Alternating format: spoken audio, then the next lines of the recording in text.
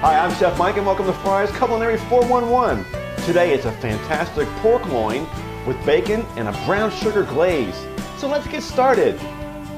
To make our rub, we're going to start with our chili powder, our paprika, cumin, cinnamon, some salt, and fresh cracked pepper.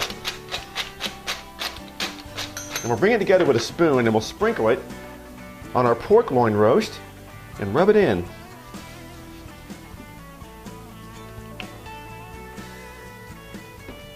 Now we're going to place it fat side up into our roasting pan. Now I got 4 strips of bacon here that we're going to cut in half. Then we'll lay them on top of the pork roast.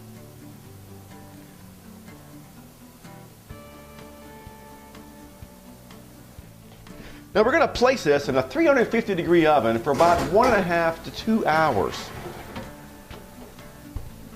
Now while the roast is cooking, let's go ahead and make our glaze.